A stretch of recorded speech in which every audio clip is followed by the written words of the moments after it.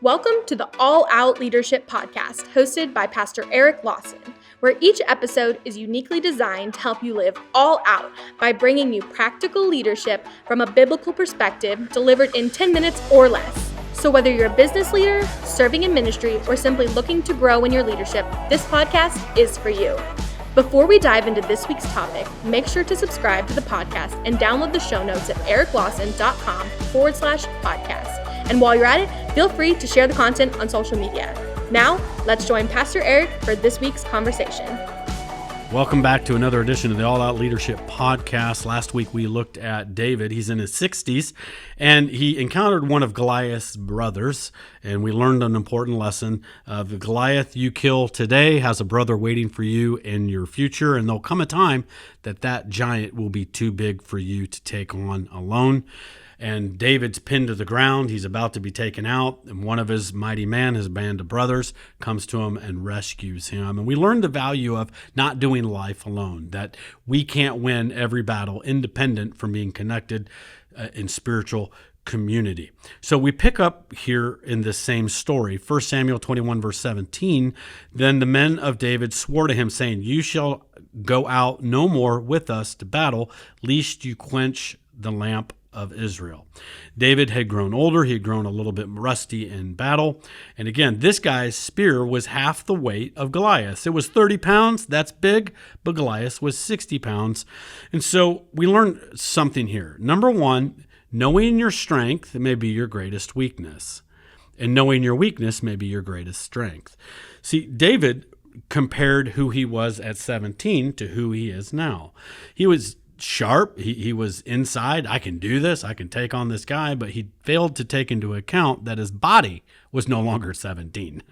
And so knowing your weakness actually might be your greatest strength. As I'm getting older, I'm 53 now. I know I look young. Thank you for all those emails and the hand claps and amens. I hear them.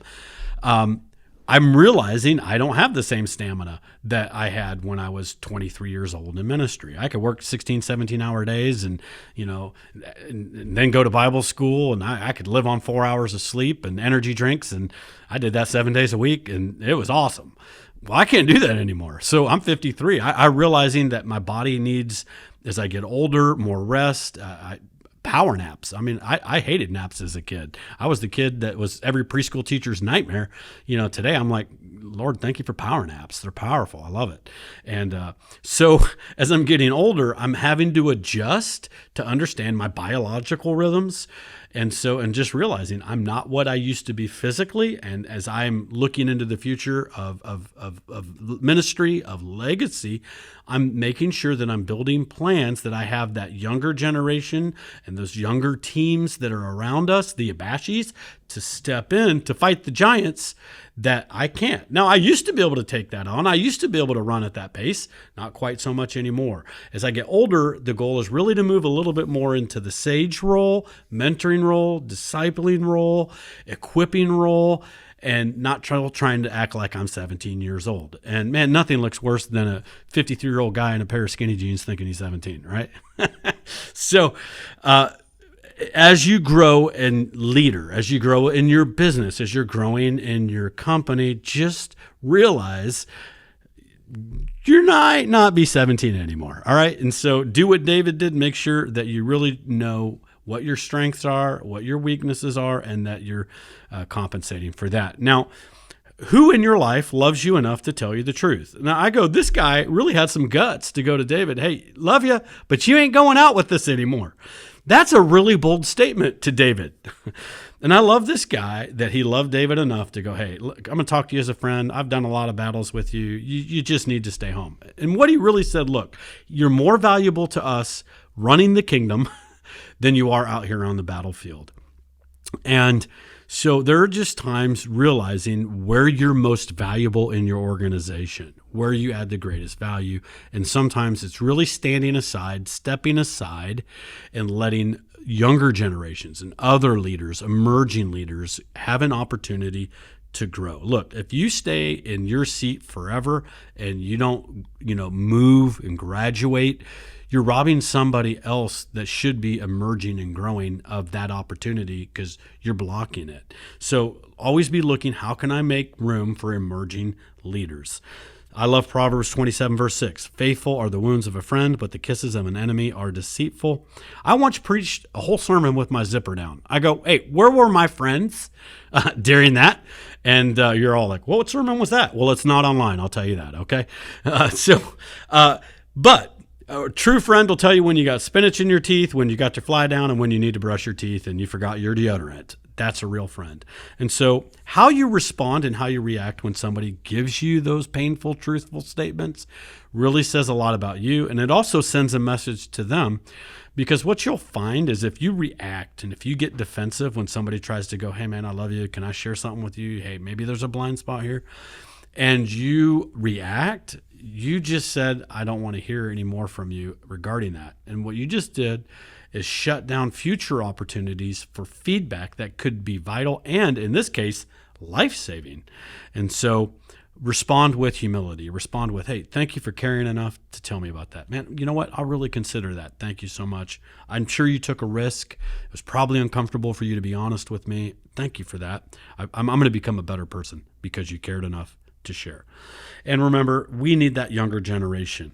Keep adding to those that are around you. And remember, every generation's weird to the previous generation. The generation who loved Elvis, their parents go, these guys are nuts. Today Elvis is like preschool stuff when it comes to rock music.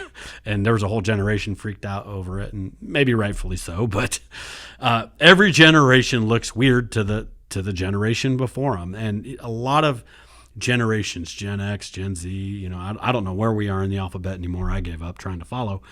But I just know this, everyone is going to look a little bit different, and they're going to bring their own unique challenges, but they also bring their unique benefits.